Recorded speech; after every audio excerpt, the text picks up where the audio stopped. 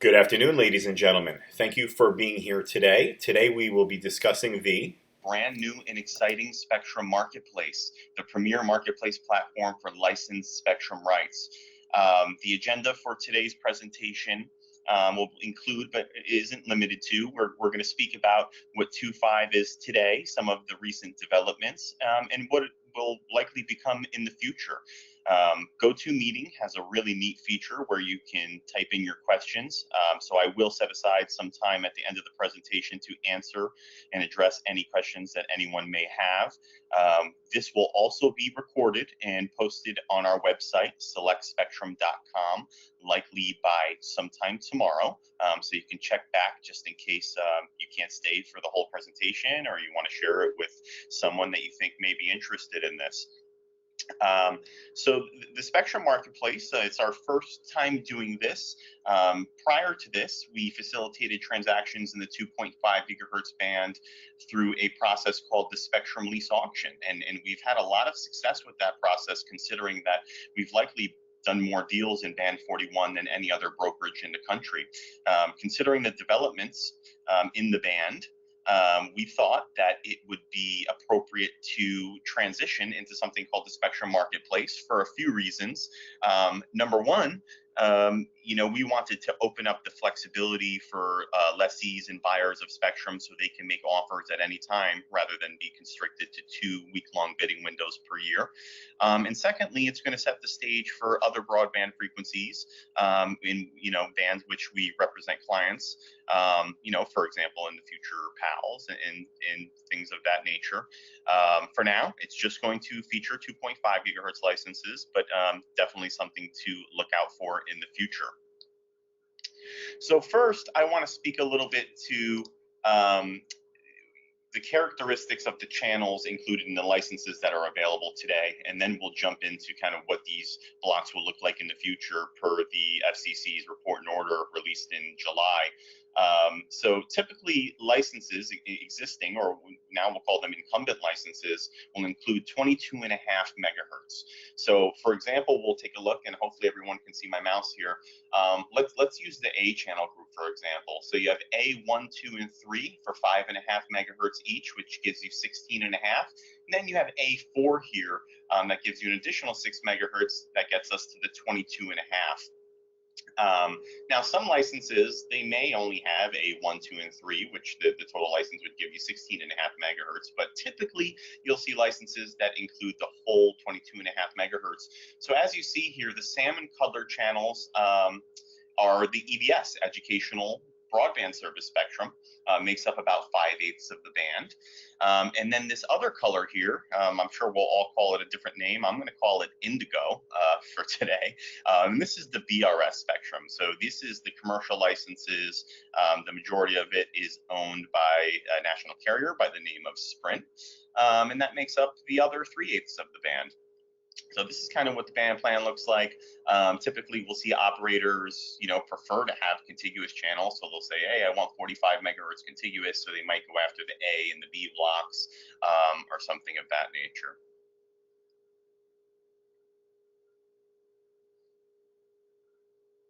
And keep in mind, if anyone would like to ask any questions while we're on a particular slide so they don't lose their thought, feel free to type it in now. I may just not get to it until the end of the presentation. All right, so now I want to take a look at some example geographic service areas, also known as GSAs. So this is a big value of our interactive platform where you can make offers, is that we are representing and reflecting the accurate GSAs for these licenses. So this image on the left is something that I pulled from the Universal Licensing System, and I'm not casting any blame on the FCC. They work very, very hard, but this just is not accurate as it relates to the GSA of this license. So why is that important? Why does it make a difference? Well, number one, if you're making an offer, usually it's determined and it considers the amount of population, the amount of pops that is included in that license. So, as you see, this is a full circle, which it is not, and we'll get into why it isn't a full circle.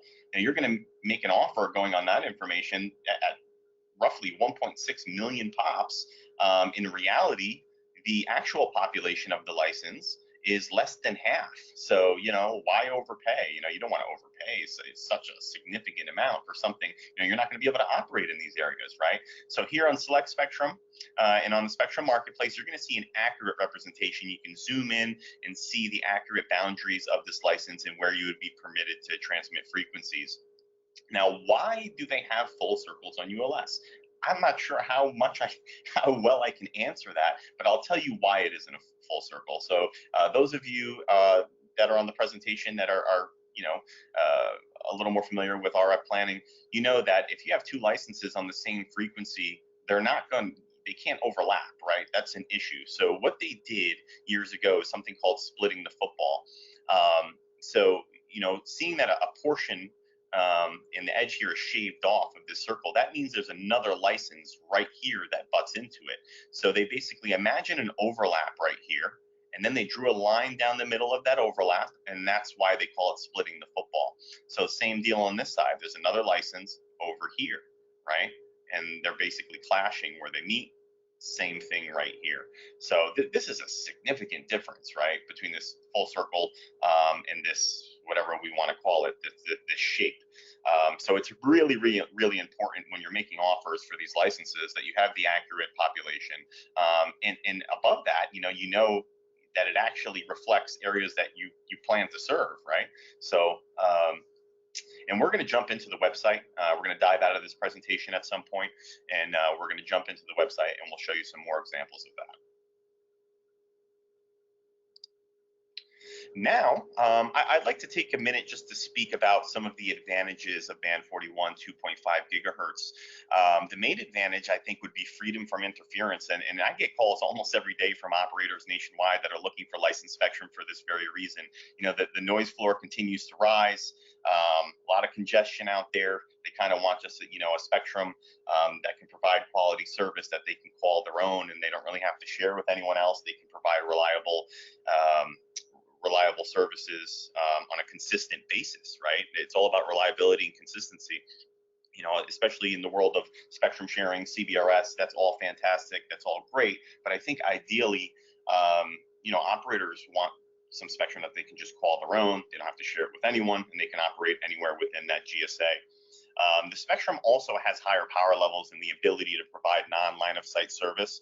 2.5 is obviously known for its great propagation characteristics and ability to get through trees, obstructions, and other unfavorable topology, which is present in many areas of this country, as I'm sure all of you have experienced. Standard equipment in the band would be LTE and WiMAX. We've actually seen the cost of this equipment decreasing over the years, making it more affordable for operators to obtain 2.5 rights and build out their network. If anyone is going to any of the trade shows that are this month, I'm sure you're going to be able to find handfuls of equipment manufacturers that make equipment for this band, and it's quite reasonably priced. One thing I'll mention, and I spoke to someone recently about this, is obviously costs for equipment is really important, right? And getting it as cheap as possible is important. But I think there are some benefits to going with some of the more expensive equipment. I spoke to one operator, and I'm going to let him remain anonymous, but he said that with one license, 22.5 megahertz, using a 15 megahertz channel, he was able to see 60 to 80 megabits of throughput. Right. So I think that was pretty amazing. That was really impressive. So I just wanted to add that in for what it's worth. Is, you might pay a little bit more for the equipment, but I think it'll ultimately reduce service calls. It'll improve quality of service, reliability for your customers, which I think at the end of the day would make up for the extra cost of the equipment. I am not an engineer, so I'm sure some folks would dispute me, but for what it's worth. As of now, there has been zero competition from AT&T and Verizon. Sprint is the major stakeholder in this band. All right, so let's talk about the current state of EBS. In May 2018, the FCC released a Notice of Proposed Rulemaking, So their initial proposed rules consisted of a few filing windows. So the first filing window would be for incumbent licensees, licenses that exist today, to expand their geographic service areas out to county borders, also known as license rationalization. The second window would be for tribal nations to apply and obtain a license in an unserved or underserved area where they can prove localism.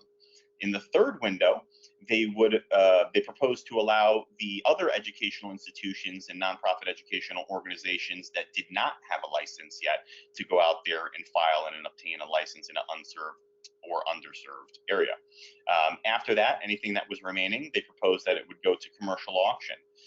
So in July 2019, the FCC adopted a report and order, and not much of that stuck.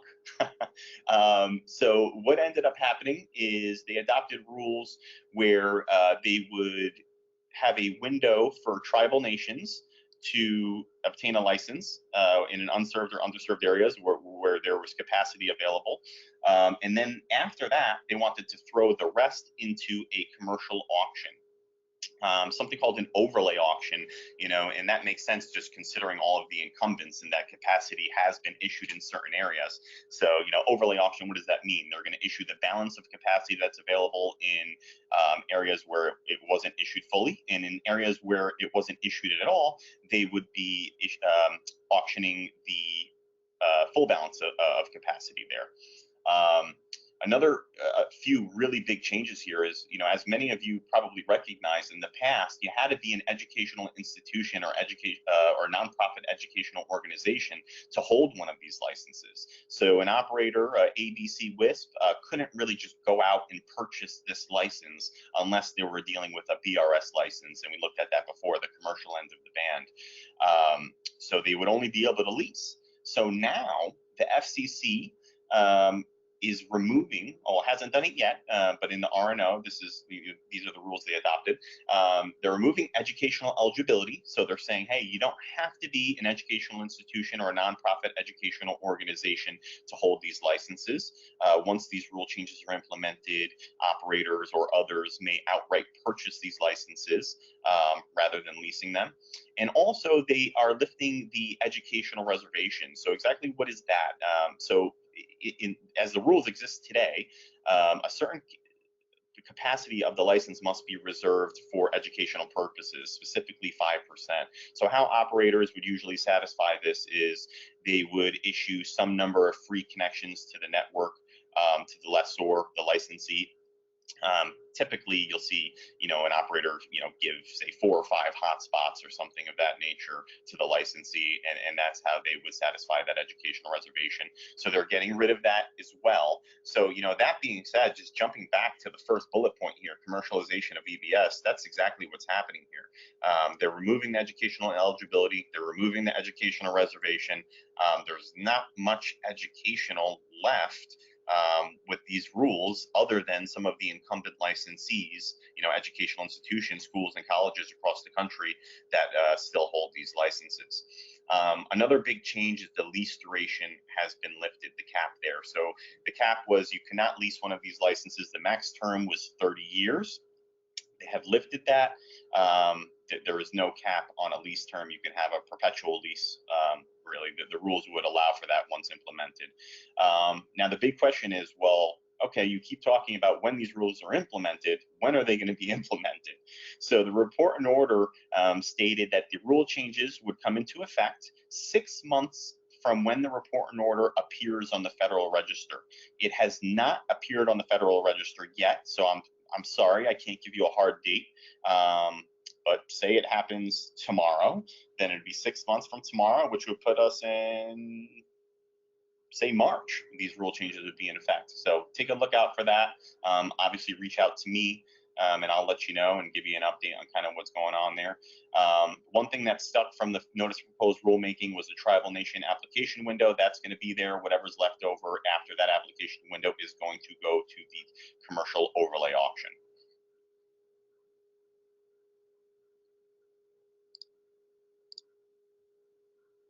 All right. Again, I'm not going to harp on this too much because we just spoke to it. Minimum currently. So, being that the rule changes aren't in effect, we still have to abide by the current rules. So, minimum of 5% capacity reserved for educational use. You can do that, like we just spoke about, giving some free connections to the school or college or licensee, whoever holds that license, any way you can. Hotspots are probably the most popular way that people do it, but you can get creative there.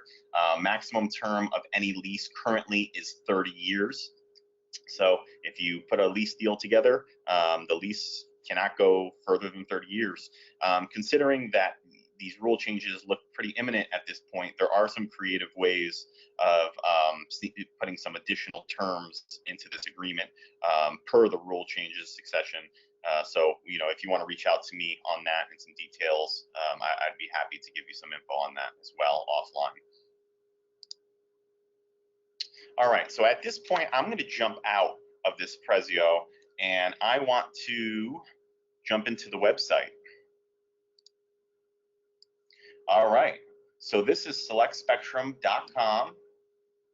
You can thank our marketing person for making it look so organized and easy to navigate here. Hopefully everyone can see it on their screen.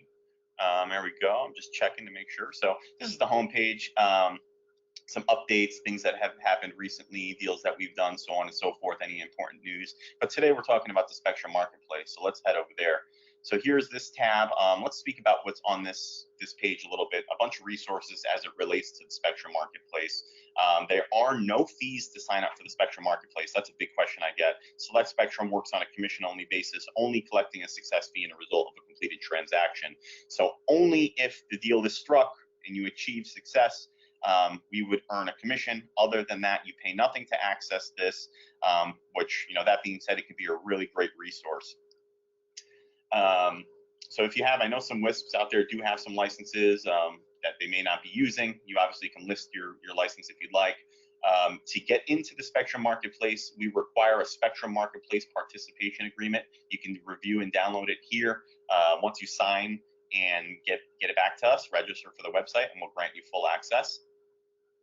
The bid form, and you can use that if you like, but I'm going to show you how to one of the new features of the marketplace so you can do it a little easier. And this is the lease net present value calculator spreadsheet.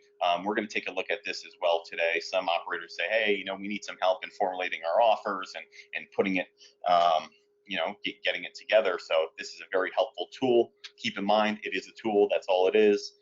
So you just use it as such. Down here, we have some other research resources. Sorry about that quick zoom in there.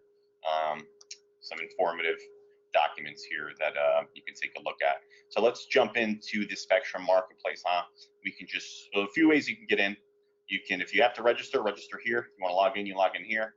You can do both here as well. Follow the bouncing ball. I don't need that to explain that to everyone here. You got that. So I created a different username here to get in. Once you sign your SMPA, Spectrum Marketplace Participation Agreement, you register, send it back in. You can get in here by logging in. Here you go. And here we are.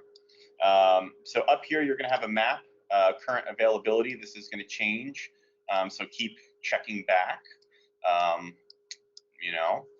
And down here you have a table which includes some of the details. So before we jump into the map here, let's just look at a specific license. Let's go up here and let's see. Let's go for this one here. Let's see what this is here.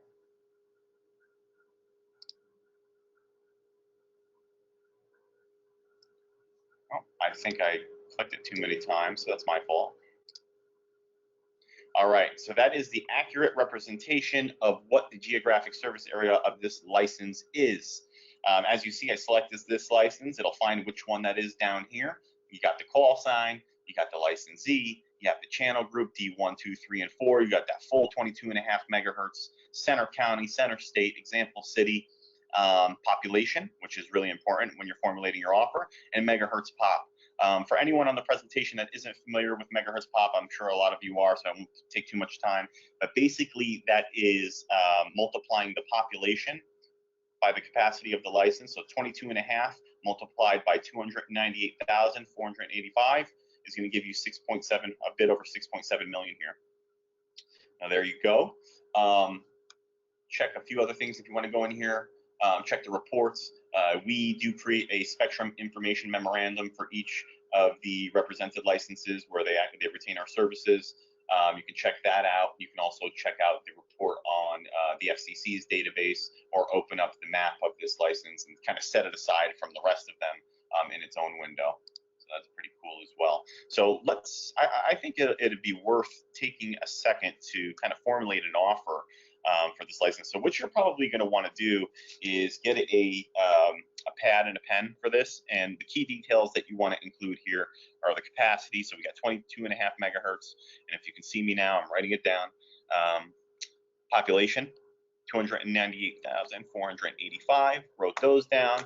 Perfect, got it. Let's pull up that MPV spreadsheet that I downloaded off of the Spectrum Marketplace overview page.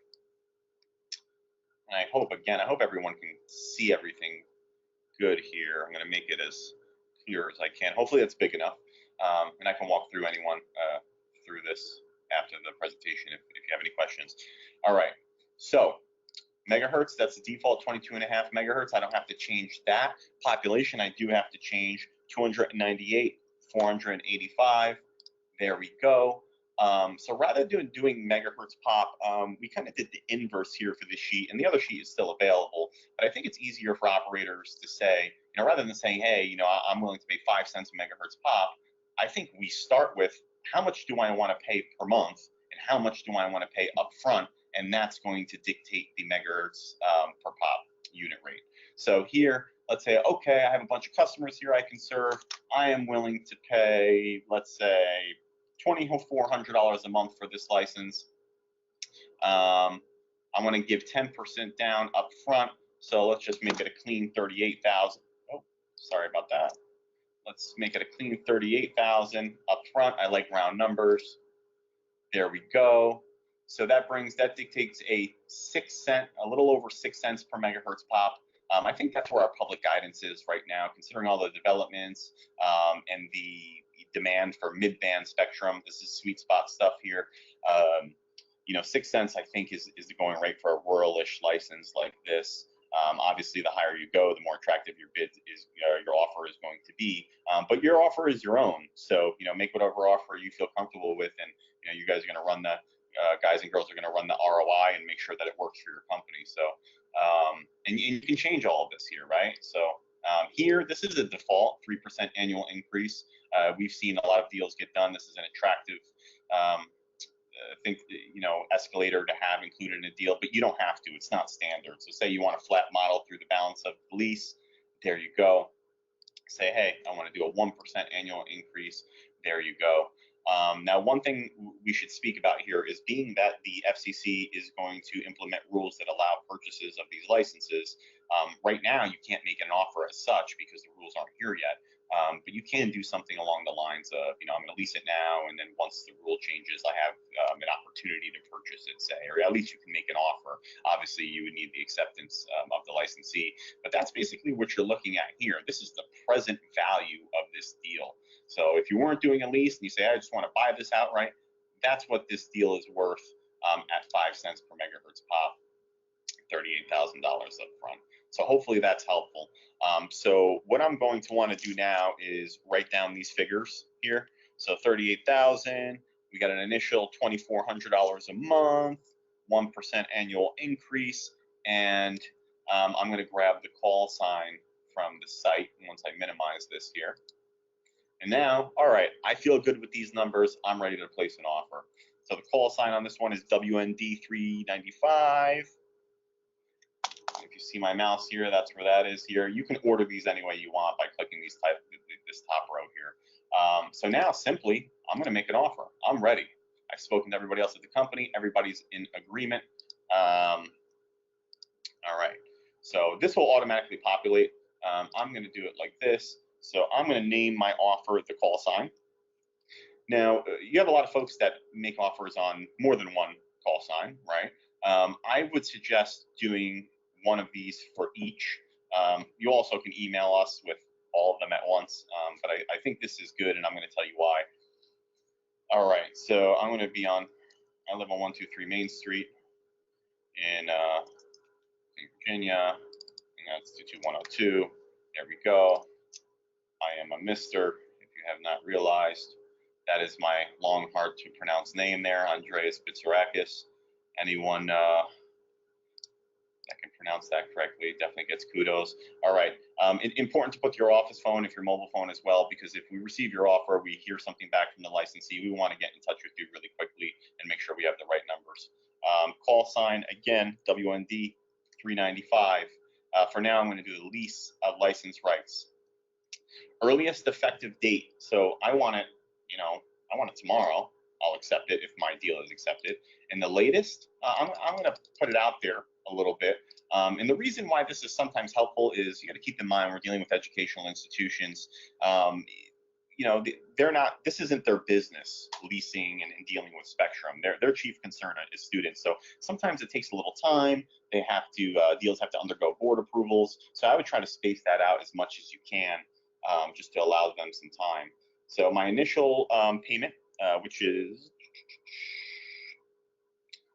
my initial periodic payment, I should say, is going to be $2,400 a month per that spreadsheet that we just put together. Initial term, these renew in 10-year terms with the FCC, so we can say the initial term will be 10 years. Being that the rule changes aren't here yet, the max term is going to be 30. You can put anything you want there, but that's the max. Considering this is long-term ROI, you're going to invest a lot in network and equipment and so on and so forth. I think you want more duration than less, right? Upfront payment amount is going to be $38,000. All right. There we go. Oh, these max, I'll tell you. All right. Initial, I went with a 1% increase.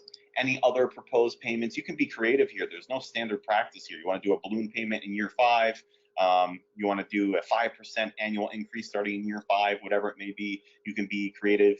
You're basically selling your deal to the licensee. You want them to pick you, so try to make it as attractive as you possibly can. That's even smart too. Think about it. You're not making any money from the spectrum right now this second. Say 4 or 5 years down the line, once you're up and running, got some customers on it, got some revenue coming in, you may be able to throw a little more at this deal. So service credits, like I said, 5% educational reservation.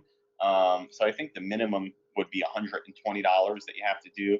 And what that breaks down to, and this is really up to you here, number of free connections for this, I'm going to say 3, valued at $40 a piece. So I'm giving you 3 free connections. They're valued at $40 a piece. That's how we get to that 120 there.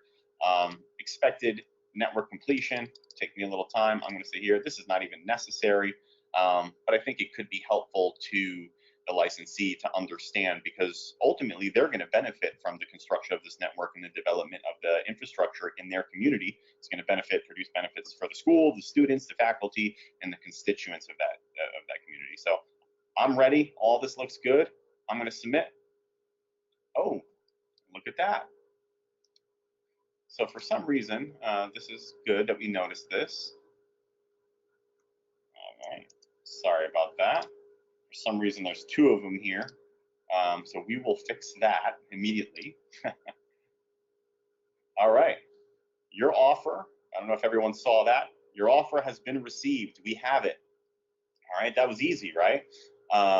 So what's cool is now you can go to offers up here,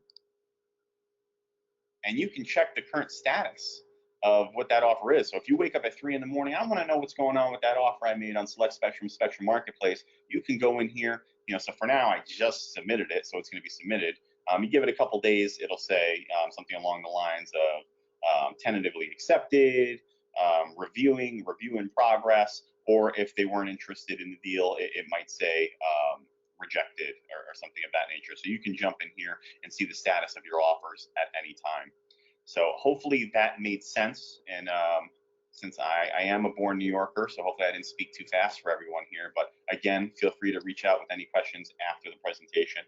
We're really excited about this here. We think that additional flexibility is going to produce a lot of benefits for licensees in this space, and also operators and buyers and lessees of this spectrum.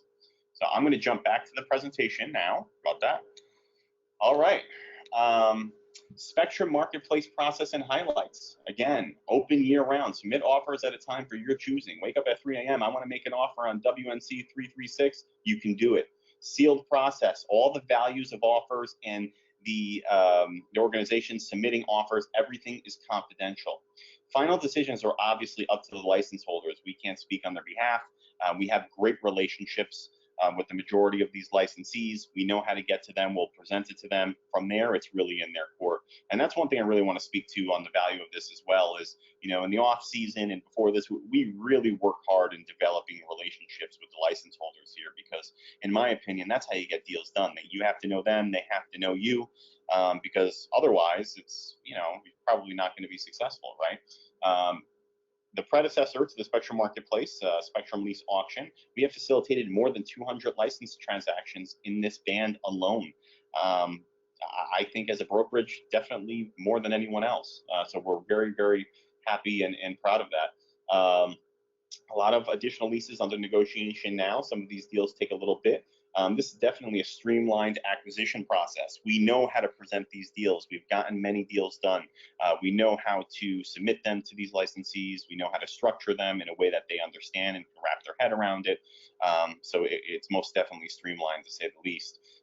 In our prior marketplace auction, we saw values anywhere from 4 cents.